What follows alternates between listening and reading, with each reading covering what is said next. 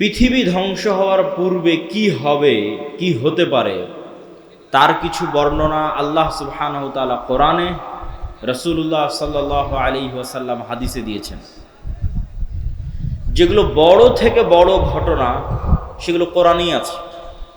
ইজাস সামাউ ফাতারাত ওয়া ইযাল কাওয়াকিবু ইনতাসারাত ওয়া ইযাল বিহারু ফুজ্জিরাত ওয়া ইযাল কুবুরু বু'থিরাত ইযা যুলজিলাতিল আরদু জিলজালাহা ওয়া আখরাজাতিল আরদু আথকালাহা ওয়া ক্বালাল ইনসানু মা লাহা আল কারিআতু মাল কারিআহ ওয়া মা আদরাকা মাল কারিআহ ইয়াওমা ইয়াকুনুন নাসু কাল ফারাশিল মাবথুথ ওয়া তাকুনুল জিবালু কাল ইহনিল মানফুশ।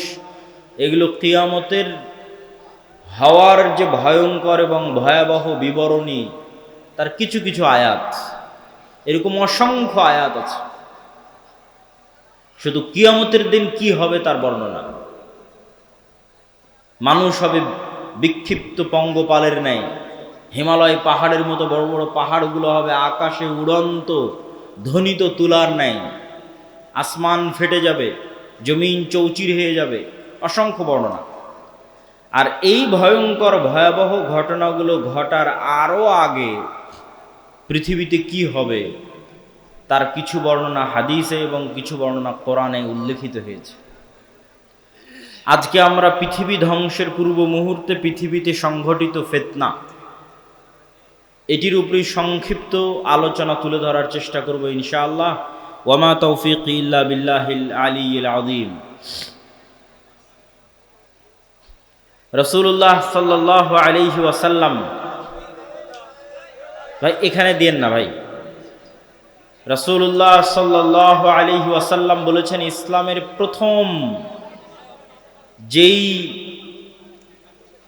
মালার যে বিভিন্ন দানা থাকে, একটা যদি গলায় মালা দিই তার অনেক দানা, ইসলামের প্রথম যে দানাটি পতন ঘটবে সেটা হচ্ছে খেলাফা।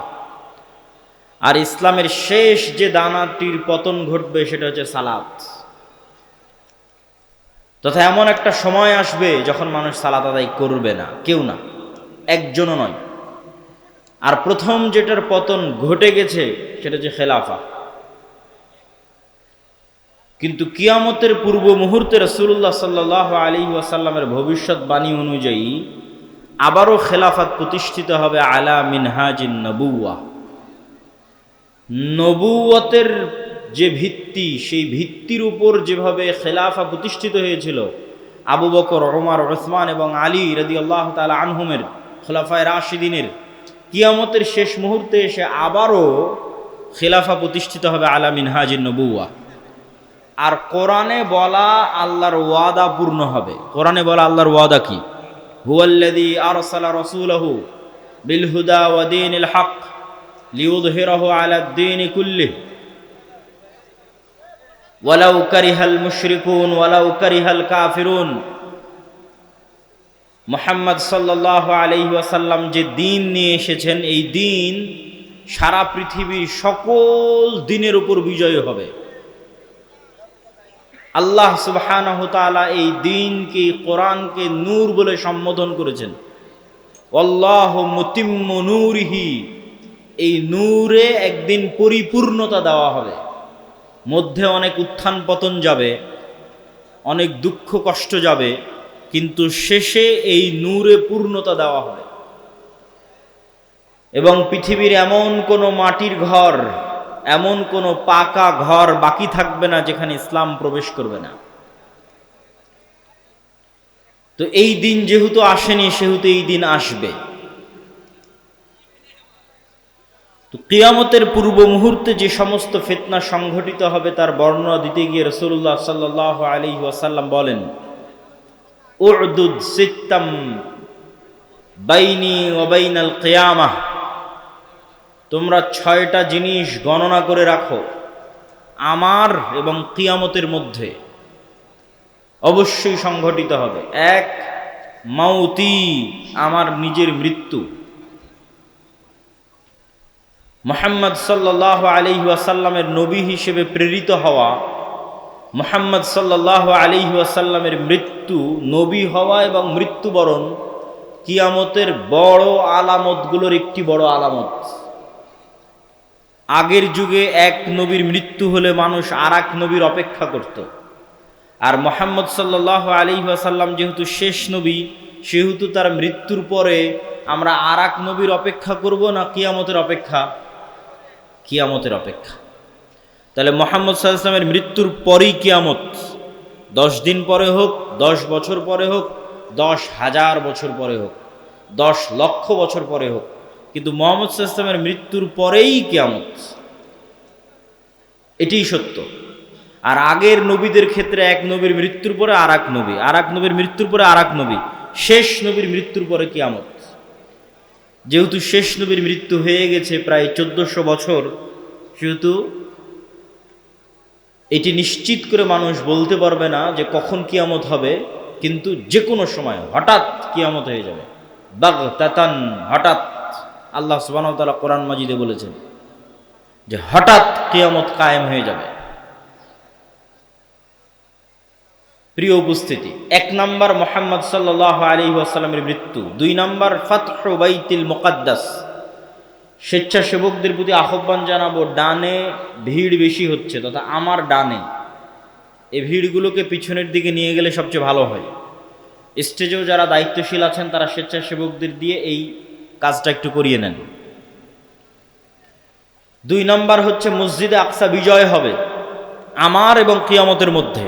রাসূল সাল্লাল্লাহু আলাইহি ওয়াসাল্লাম যখন মারা যাচ্ছেন তখন মসজিদে আকসা বিজয় হয়নি, তখন মসজিদে আকসা খ্রিস্টানদের কাছে আছে, রোমান এম্পায়ার, তাদের অনেক পবিত্র জায়গা, ইহুদিদেরও পবিত্র জায়গা, খ্রিস্টানদেরও পবিত্র জায়গা। তাহলে মুহাম্মদ সাল্লাল্লাহু আলাইহি ওয়াসাল্লাম মসজিদে আকসা তার জীবদ্দশায় বিজয় করে যাননি। তাহলে মুহাম্মদ সাল্লাল্লাহু আলাইহি ওয়াসাল্লাম ভবিষ্যৎবাণী করছেন যে এটা বিজয় হবে। তো মুহাম্মদ সাল্লাল্লাহু আলাইহি ওয়াসাল্লামের পরে এক খলিফার পরে ওমর রাদিয়াল্লাহু তাআলা আনহুর যুগে মসজিদে আকসা বিজয় হয়। দ্বিতীয়বার আর একবার বিজয় হয় সুলতান সালাহুদ্দিন আইয়ুবীর যুগে। তৃতীয়বার আরও একবার বিজয় হতে পারে, আল্লাহু আলাম। মসজিদে আকসা বিজয় হবে। 3 নাম্বার, এমন ভয়ঙ্কর মহামারী, ছাগলে বা পশু প্রাণীতে যখন মড়ক লাগে, মুরগির খামারে যখন ভাইরাস ঢুকে মড়ক লাগে, তখন একটা মোরগও বাঁচে না। এরকম ভয়ঙ্কর মহামারীতে পৃথিবী সাফ হয়ে যাবে। পৃথিবীতে যা মানুষ বেঁচে আছে তার অনেক অল্প মানুষ বেঁচে থাকবে। তো রাসূল সাল্লাল্লাহু আলাইহি ওয়াসাল্লামের মৃত্যুর পর থেকে নিয়ে আজ পর্যন্ত অসংখ্য মহামারী হয়েছে। তো যে কোনো মহামারী বড় আকার ধারণ করলেই সাহাবা ইকরাম বা আলেম ওলামা মনে করতেন এটি সেই মহামারী, কিন্তু ভয়ঙ্কর ভয়াবহ মহামারী হবে এটি ঠিক। তারপরে রাসূল সাল্লাল্লাহু আলাইহি ওয়াসাল্লাম বললেন, এমন এক ফিতনা দেখা দিবে যেই ফিতনা আরবের প্রত্যেক ঘরে প্রবেশ করবে। আরবের একটি ঘরও বাকি থাকবে না, খালি থাকবে না, যেই ঘরে এই ফিতনা প্রবেশ করবে না। কিছু আলেম ওলামা ব্যাখ্যা করেছেন এই ফিতনা মোবাইলের ফিতনা, কেউ ব্যাখ্যা করেছেন এই ফিতনা যুদ্ধ বিগ্রহ, মারামারি, গণ্ডগোল, সেই ফিতনা। তথা এমন গৃহযুদ্ধ এবং এমন গণ্ডগোল, এমন মারামারি দেখা দিবে, যেই মারামারি, যেই যুদ্ধে আরবের প্রত্যেক ঘর যুক্ত হয়ে যাবে। আরবের একটি ঘরও মুক্ত থাকবে না, পৃথিবীর সব ঘর নয়, আরবের প্রত্যেক ঘর যুক্ত হয়ে যাবে। তারপর রাসূল সাল্লাল্লাহু আলাইহি ওয়াসাল্লাম বললেন, সুম্মা হুদনাতুন বাইনাকুম ওয়া বাইনার রোম। তারপর একটা চুক্তি হবে, ঐতিহাসিক চুক্তি তোমাদের মধ্যে আর রোমানদের মধ্যে। এই চুক্তির প্রেক্ষাপটে রোমান, খ্রিস্টান এবং মুসলমানেরা এক তৃতীয় পক্ষের বিরুদ্ধে যুদ্ধ করবে। সেই তৃতীয় পক্ষের বিরুদ্ধে যুদ্ধে মুসলমান এবং খ্রিস্টানেরা বিজয়ী হবে। তারপরে কোনো একজন খ্রিস্টান ক্রুশ উঁচিয়ে ধরে বলবে, এটার কারণে আমরা বিজয় হয়েছি।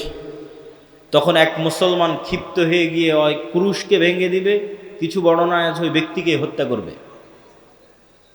স্বেচ্ছাসেবক ভাইদের অনুরোধ করব, আপনারা পিছনে বসার ব্যবস্থা করেন।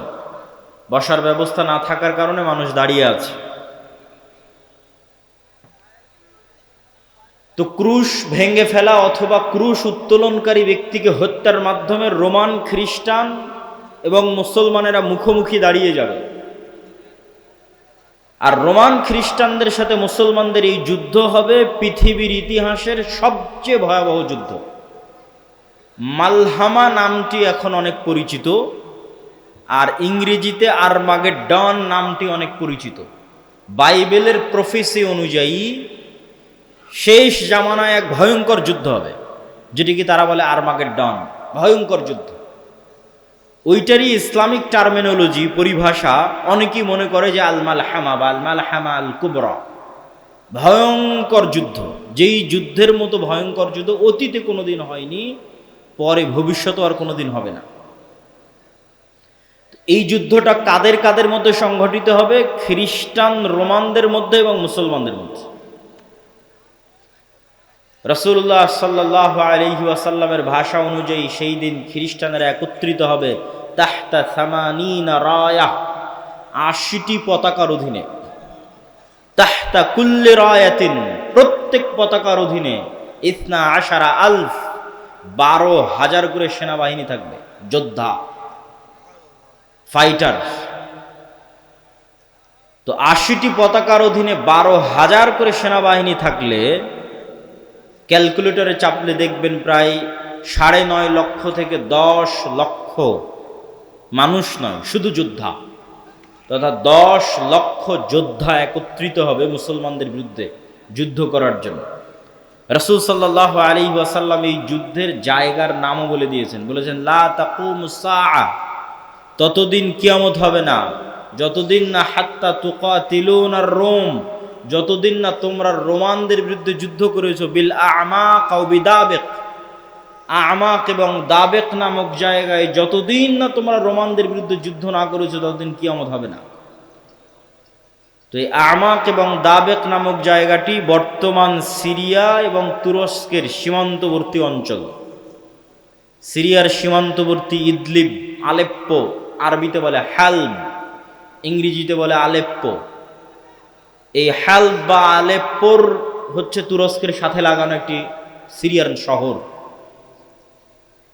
এই সীমান্তবর্তী অঞ্চলেই এই জায়গাগুলো আছে মর্মে যারা ইতিহাসবিদ, যারা মানচিত্র নিয়ে গবেষণা করেন তাদের দাবি। আল্লাহু আলাম। এই যুদ্ধের ভয়াবহতা বলতে গিয়ে রাসূলুল্লাহ সাল্লাল্লাহু আলাইহি ওয়াসাল্লাম বললেন, সেই দিন এই যুদ্ধে এত মানুষ মারা যাবে। আরেক বর্ণনা অনুযায়ী এই যুদ্ধ প্রায় ৪ দিন ব্যাপী চলবে, পঞ্চম অথবা ষষ্ঠতম দিনে গিয়ে বিজয় হবে, অথবা চতুর্থ। তো ৪ দিন যুদ্ধ চলবে। প্রথম ৩ দিন ফলাফল ছাড়াই যুদ্ধ শেষ হবে, শুধু মৃত্যু আর লাশ, লাশের সারি আর মৃত্যু। আর চতুর্থতম, পঞ্চমতম অথবা ষষ্ঠতম দিনে গিয়ে বিজয় নির্ধারণ হবে মুসলমানদের। লাশের সংখ্যা এবং সারি বলতে গিয়ে রাসূল সাল্লাল্লাহু আলাইহি সাল্লাম বলেছেন যে একটি পাখি যদি আকাশে উড়ে তাহলে ১ মাস উড়লেও মানুষের লাশ যেহেতু শেষ হবে না, লাশের দুর্গন্ধ যেহেতু শেষ হবে না, সেহেতু পাখি দুর্গন্ধমুক্ত ফাঁকা জায়গায় বসতেও পারবে না। পাখি পড়ে মারা যাবে, তবুও কোনো ভালো বসার মতো ফাঁকা জায়গা পাবে না ১ মাস উড়লেও। তাহলে এখান থেকে একটা পাখিকে উড়িয়ে দিলে ১ মাসে সে যতদূর যাবে, এই পুরো এরিয়া যদি চতুর্দিক থেকে মাপা হয় তো দেখা যাবে সবই লাশ। তাহলে কত লক্ষ, কত কোটি মানুষের লাশ হতে পারে আল্লাহু আলাম। রাসূল সাল্লাল্লাহু আলাইহি ওয়াসাল্লাম বলছেন, গনিমতের বন্টনে কেউ সন্তুষ্ট হবে না। কেন? ওয়ারিসই নাই। সন্তুষ্টি কেমনে হবে? ওয়ারিস নাই। ওয়ারিস নাই কেন? এক বংশে যদি ১০০ জন সদস্য থাকে তো ৯৯ জনই মারা যাবে, একজন বেঁচে থাকবে, তাহলে তো কোনো ওয়ারিস নাই। যেহেতু কোনো ওয়ারিস নাই সেহেতু কোনো আনন্দ নাই। তো গনিমতের মাল বন্টনে আনন্দ হবে না, কেননা ওয়ারিস বিহীন হবে সবাই, পুরো বংশের সব মারা যাবে, একজন বেঁচে থাকবে। রাসূলুল্লাহ সাল্লাল্লাহু আলাইহি ওয়াসাল্লাম এই মালহামা বা এই ভয়ঙ্কর যুদ্ধ এটির বর্ণনা দিতে গিয়ে বলেন, মুসলমানেরা সেই দিন ৩ ভাগে বিভক্ত হবে। সুলুসুন ইয়াহজিমু, ৩ ভাগের ১ ভাগ যুদ্ধের মাঠ থেকে পালিয়ে যাবে। লা ইয়াতুবুল্লাহু আলাইহিম আবাদান, আল্লাহ সুবহানাহু ওয়া তাআলা এদের তওবা কোনোদিন কবুল করবেন না। ইসলামে কবিরা গুনাহের যে লিস্ট আছে, তালিকা আছে, এই কবিরা গুনাহের তালিকায় শিরক সবচেয়ে বড়। তারপরে বিভিন্ন হাদিসে আছে পিতামাতার অবাধ্যতা, বিভিন্ন হাদিসে আছে নিরপরাধ মানুষকে হত্যা, বিভিন্ন হাদিসে আছে প্রতিবেশীর স্ত্রীর সাথে জেনা। এই যে কবিরা গুনাহ, সবচেয়ে বড় কবিরা গুনাহের যে তালিকা, এই সবচেয়ে বড় কবিরা গুনাহের যদি সর্বোচ্চ 10টা তালিকা করা হয়, তার একটা জেহাদের মাঠ থেকে পলায়ন করা। কিন্তু কবিরা গুনাহ যত বড়ই হোক, তওবা আছে, শিরকেও তওবা আছে, যতক্ষণ শ্বাস আছে। সব অধিকাংশ সাহাবী তো মুশরিক থেকে ইসলাম গ্রহণ করেছে, শিরক করে তারপরে যে ইসলাম গ্রহণ করেছে। এখনো যারা ইসলাম গ্রহণ করেছে তারা শিরক থেকে ইসলাম গ্রহণ করেছে। তাহলে শিরকের তওবা নাই মানে মৃত্যুর পরে কিয়ামতের মাঠে আল্লাহ চাইলে স্বেচ্ছায় এমন অনেক গুনাহ বান্দার মাফ করে দিতে পারে যেটার তওবাই ও করেনি। বুঝাতে না পারলে এটা আমার ব্যর্থতা। এমন অনেক গুনাহ আমরা করেছি যেটার তওবা আমরা করিনি, ইস্তেগফার করিনি, ক্ষমা চাইনি, তাও আল্লাহ ওই গুনাহ তার দয়ায় মাফ করে দিতে পারেন কিয়ামতের মাঠে। কিন্তু ওই যে দয়ায় মাফ করে দিবেন কিয়ামতের মাঠে আল্লাহ, ওই লিস্টে শিরক থাকবে না। এটা হলো শিরকের গুনাহ আল্লাহ ক্ষমা করবেন না। যে বান্দা যদি লাউ আতাইতুম, তুমি যদি আসো বিকরাবিল আরদি খাতায়া, আসমান জমিন পূর্ণ গুনাহ নিয়ে, তাহলে আমি আল্লাহ আসমান জমিন পূর্ণ ক্ষমা নিয়ে উপস্থিত হব।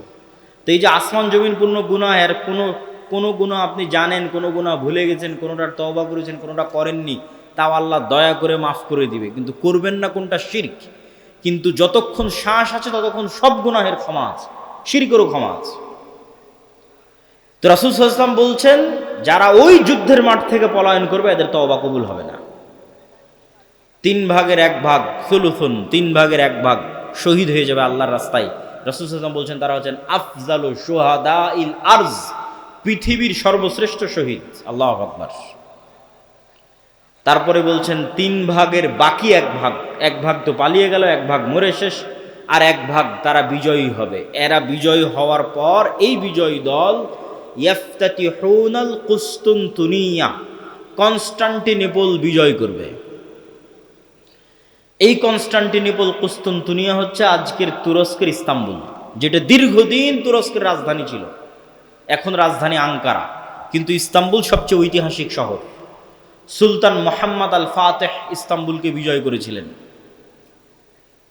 কিন্তু হাদিসের ভাষায় বোঝা যাচ্ছে কিয়ামতের পূর্ব মুহূর্তে, দাজ্জাল প্রকাশের পূর্ব মুহূর্তে পুনরায় মুসলমানেরা তুরস্ক বিজয় করবে, তথা মুসলমানদের বর্তমান যে তুরস্ক মুসলমানদের হাতে আছে, এটি মুসলমানদের হাতে নাও থাকতে পারে। না হলে কনটেক্সট মিলানো কঠিন যে কিয়ামতের পূর্ব মুহূর্তে মুসলমানেরা তুরস্ক কিভাবে বিজয় করবে। এই ঘটনারই ধারাবাহিকতায় আর এক হাদিসে, আমি কিন্তু এক হাদিস বলতেছি না, বিভিন্ন হাদিস থেকে যুক্ত করতেছি। আর এক হাদিসে রাসূলুল্লাহ সাল্লাল্লাহু আলাইহি ওয়াসাল্লাম বলেন, ততদিন পর্যন্ত কিয়ামত হবে না যতদিন না বানু ইসহাকের 70,000 মানুষ, ইসহাক আলাইহিস সালাতু ওয়াস সালামের বংশের, ইব্রাহিম আলাইহিস সালাতু ওয়াস সালামের বংশের 70,000 মানুষ যতদিন না এমন এক শহরে যুদ্ধ করছে, মদিনাতুন, এমন এক শহরে যুদ্ধ করছে, জানিবুহাল বার ওয়া জানিবুহাল বাহর, যার এক পাশে সমুদ্র আর এক পাশে সমতল। কোন শহর? আলেম ওলামা মতভেদ করেছেন। কেউ বলেছেন এটি ইতালির রাজধানী রোম, কেউ বলেছেন এটি তুরস্কের ইস্তাম্বুল, কুসতুনতুনিয়া, কনস্টান্টিনোপল। ইতালির রাজধানী রোম হওয়ার পক্ষে আর একটা জয়ীফ হাদিস আছে, যে রাসূল সাল্লাল্লাহু আলাইহি ওয়াসাল্লামকে জিজ্ঞেস করা হচ্ছে যে উম্মতে মুহাম্মাদি কোন শহর আগে বিজয় করবে কিয়ামতের পূর্ব মুহূর্তে, কুসতুনতুনিয়া না রোমিয়া? কিন্তু হাদিসের সানাদ দুর্বল। তো এমন এক শহর, যেই শহরের কিন্তু এখন যেটা অনুবাদ করতেছি এটা সহিহ বুখারী মুসলিমের হাদিসগুলো অনুবাদ করতেছি, যেগুলো আমি পূর্ণ অনুবাদ করতেছি এগুলো, তথা কিয়ামতের পূর্ব মুহূর্তে যা ঘটবে তার সবচেয়ে বিশুদ্ধ যেগুলো হাদিস। তো রাসূল সাল্লাল্লাহু আলাইহি ওয়াসাল্লাম বললেন এমন এক শহর বিজয় করবে বানু ইসহাকের, ইব্রাহিম আলাইহিস সালাতু ওয়াস সালাম, ইসহাক আলাইহিস সালাতু ওয়াস সালামের বংশের 70,000 মানুষ, যেই শহরের এক পাশে সমুদ্র আর এক পাশে সমতল, কিন্তু ওই যুদ্ধ হবে বিদুন সিলাহ, লা ইয়ারমুনা আইয়ু সাহমিন, না তারা কোনো তীর নিক্ষেপ করবে না তরবারি চালাবে, কোনো অস্ত্র ছাড়া বিজয় হবে। কিসের মাধ্যমে বিজয় হবে? তারা শুধু মুখে উচ্চারণ করবে লা ইলাহা ইল্লাল্লাহু আল্লাহু আকবার, এই এক তাকবীর ধ্বনিতে শহরের এক দেওয়াল পড়ে যাবে।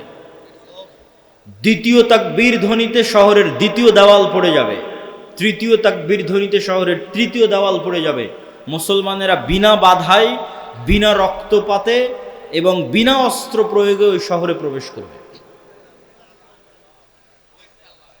তো যদি এটি কুস্তুনতুনিয়া হয়, তাহলে এই যে আগের ঘটনার ধারাবাহিকতায় আগে যে ভয়ঙ্কর মালহামা হলো, এই যে লক্ষ লক্ষ কোটি কোটি মানুষ মারা গেল, তারপরে মুসলমানেরা বিজয় হলো, খ্রিস্টানরা পরাজয় হলো, এই সেনাবাহিনী এবার যখন সিরিয়া এবং তুরস্কের সীমান্তবর্তী অঞ্চল থেকে বিজয় অভিযান নিয়ে রওনা দিবে ইস্তাম্বুল কুস্তুনতুনিয়া বরাবর, তখন ইস্তাম্বুলে প্রবেশ করতে তাদের আর আলাদা কোনো অস্ত্র প্রয়োগ করতে হবে না।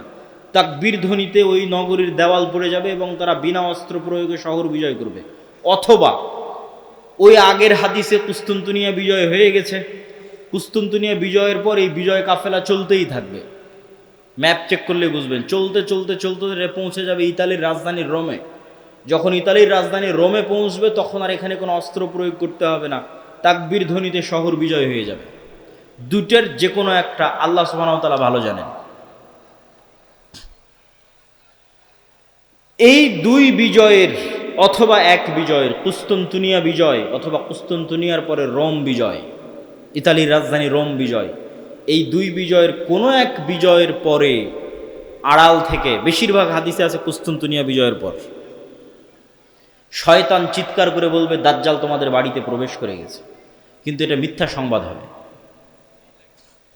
কিন্তু তখন তৎকালীন এই মুজাহিদ বাহিনী যারা যুদ্ধ করতেছে তাদের যিনি নেতা থাকবেন, তিনি 10 জন অশ্বারোহীকে রওনা করিয়ে দিবেন দাজ্জাল সত্যি সত্যি বের হয়েছে কিনা এটা অনুসন্ধান করার জন্য। তো রাসূলুল্লাহ সাল্লাল্লাহু আলাইহি ওয়াসাল্লাম বলছেন, এই যে 10 জন বের হবে, আসমাহুম ওয়া আসমা আবাইহিম, এদের নাম, এদের বাপ দাদার নাম, এদের গায়ের রং, এদের ঘোড়ার গায়ের রং সব আমি এখন বলে দিতে পারবো, এখন যেন আমি দেখতে পাচ্ছি। কিন্তু তিনি বলেননি। কিন্তু তিনি জানতেন যে কোন 10 জন, তাদের নামও তিনি জানেন, তাদের বংশও তিনি জানেন, তাদেরকে রওনা করিয়ে দেওয়া হবে।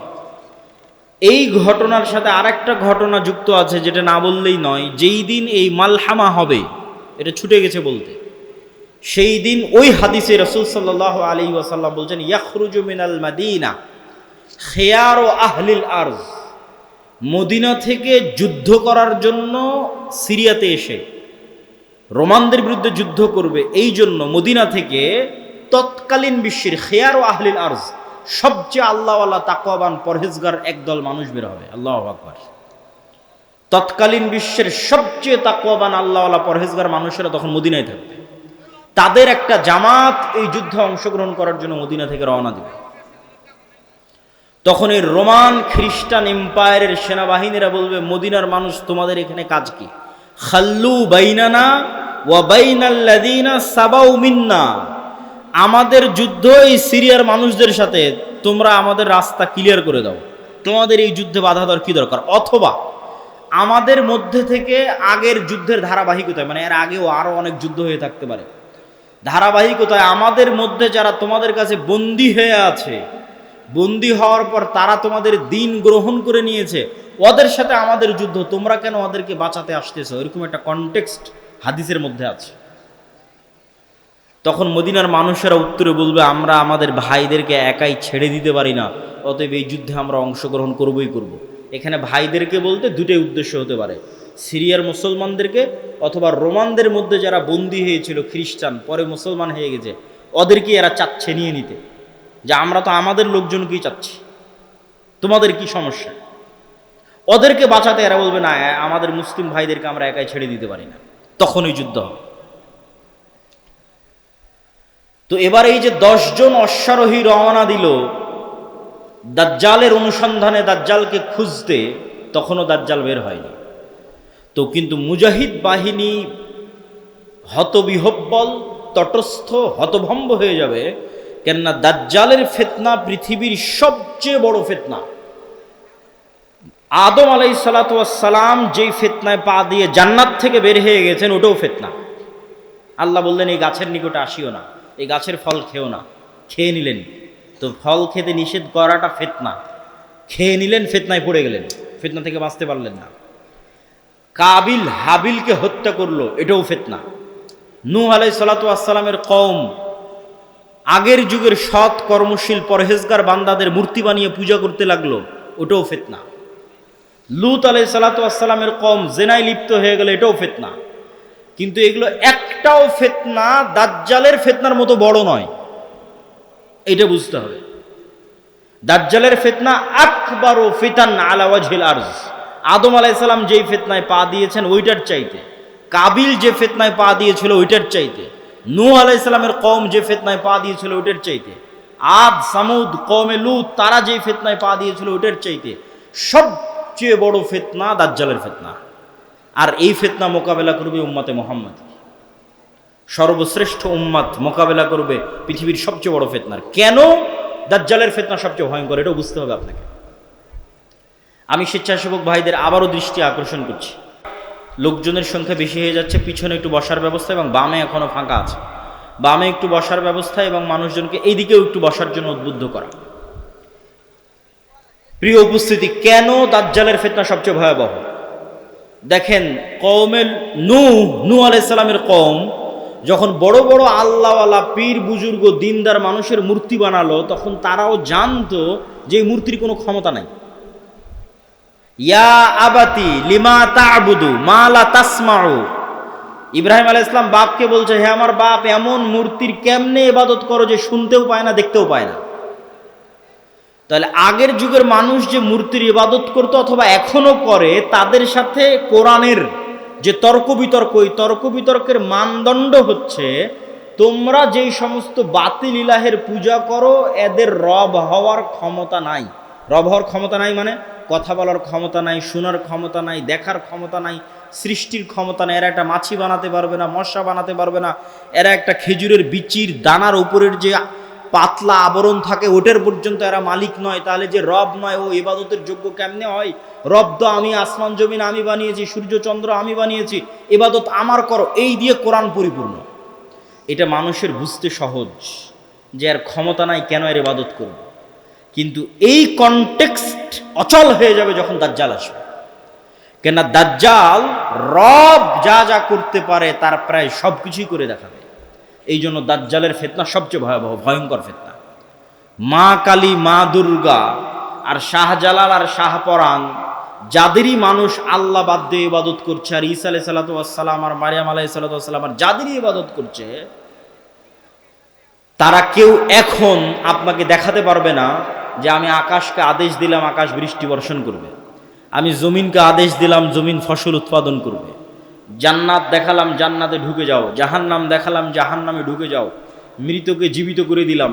এইরকম একচ্ছত্র কন্ট্রোল যা একমাত্র রবের থাকে তার কারণ নাই, ফলত ওদেরকে বাতিল ইলাহ প্রমাণ করা সহজ। কিন্তু যখন একজন সত্যি সত্যি এগুলো আপনাকে করে দেখাবে, তখন আপনি ঈমান ধরে রাখতে পারবেন না। অনেকগুলো কারণে। এক নাম্বার কারণ, যারা ধরেন আগে থেকেই শক্তিশালী কোনো কিছু দেখলেই আরে বাবা এই তো অনেক বড় অলিয়া উলিয়া কবিরাজ, অনেক কিছু করতে পারে, দেখলেই যাদের অন্তরে ভয় ঢুকে যায়, মনে হয় না এর কাছে মনে হয় কোনো ক্ষমতা আছে, এরা তো এমনি দাজ্জালের পূজা করবে। যারা যুগ যুগ মূর্তির পূজা করেছে, মাজারের পূজা করেছে, এদের বাধা হবে না। ওরা দাজ্জালের ক্ষমতা পাওয়ার দেখে মনে করবে অনেক বড় উলিয়া আল্লাহ চলে এসেছে, অনেক বড় কারামতে আউলিয়া চলে এসেছে, অতএব এখন আর ইবাদত করো, এখন আর পূজা করলে সমস্যা নেই। তো একদল তো এমনি পথভ্রষ্ট হয়ে যাবে।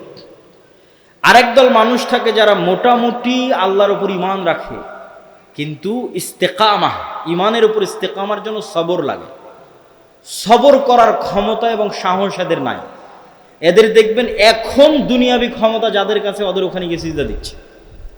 আজ থেকে 6-7 মাস আগে 16 বছর যাদের কাছে ক্ষমতা ছিল ওদের কাছে গিয়ে সিজদা দিয়েছে। ক্ষমতার বাইরে এরা চিন্তা করতে পারে না। ক্ষমতা যেখানে, এদের কেবলা এবং মারকাজ সেখানে। এবং আপনি যদি নিজের জায়গায় দাঁড়িয়ে চিন্তা করেন, আজকে তেলের যে সংকট, আমি দাজ্জালের ফিতনার ভয়াবহতা বোঝানোর জন্য আপনাকে বলতেছি, তেলের যে সংকট মাঝে মধ্যে আমার মনে হয় আল্লাহ আমাদের ফিতনা থেকে হেফাজত করুক, যে এখন যদি কেউ এসে বলে আব্দুল্লাহ তোমার গাড়িতে তো তেলের দরকার, তো এইটা করলে তোমাকে তেল দেওয়া হবে। ধরো তুমি আর 500 টাকা বেশি দিলে তেল দিয়ে দেবো, বা তুমি এই অপরাধটা করলে তোমাকে তেল দিয়ে দিব। তো কত মানুষ হল, ঠিক আছে ভাই সমস্যা নেই, আমার গাড়িতে তেল দেন, আমি করে দিচ্ছি।